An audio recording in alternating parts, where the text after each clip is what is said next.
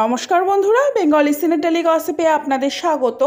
আশা করি সবাই খুব ভালো আছেন, সুস্থ আছেন। গত 22শে জুলাই শ্রাবণ মাসের প্রথম সোমবার ছিল। এই দিন শিব পুজো করা হিন্দু ধর্মে শুভ বলেই মানা হয়। তবে শুধু প্রথম সোমবার নয়, শেষ সোমবারেও শিব পুজো করে থাকেন অনেকে।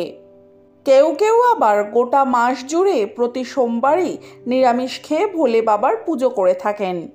শ্রাবণ মাসের প্রথম সোমবার শিব পুজো করতে দেখা গেল নববিবাহিতা অভিনেত্রী কৌশাম্বী চক্রবর্তীকে। তারই এক টুকরো ছবি উঠে এসেছে আদ্রিত পত্নীর ফ্যান পেজের পাতায়। যে ছবিতে স্ট্রাইপ প্রিন্টের একটা কুর্তি পরে শিবের মাথায় জল ঢালতে দেখা যাচ্ছে কৌশাম্বী চক্রবর্তীকে। ছবির ক্যাপশনে লেখা শ্রাবণ মাসের প্রথম সোমবার, হর হর মহাদেব। যদিও ফ্যান পেজে উঠে আসা এই ছবিটি সত্যিই শ্রাবণ মাসের প্রথম সোমবারের কিনা তা স্পষ্ট নয়, কারণ গত বছর এই একই পোশাকে শিবের মাথায় জল ঢালতে দেখা গিয়েছিল কৌশাম্বীকে শিবরাত্রির দিনে। প্রসঙ্গত 9ই মে সাতপাকে বাঁধা পড়েন আদ্রিত রায় ও কৌশাম্বী চক্রবর্তী। এরপর বিয়ের মাত্র 9 দিনের মাথায় গোয়ায় মধুচন্দ্রিমার জন্য উড়ে যান তারা। বিয়ের 1.5 মাসের মাথায় নিজের সবথেকে কাছের মানুষ মাকে হারান কৌশাম্বী। 27শে জুন রাতে অভিনেত্রী অনুরাগীদের মাতৃবিয়োগের খবর জানান। অভিনেত্রী সামাজিক মাধ্যমের পাতায় ছবি দিয়ে একটি মন কেমন করা পোস্ট লিখে এই খারাপ খবর জানান।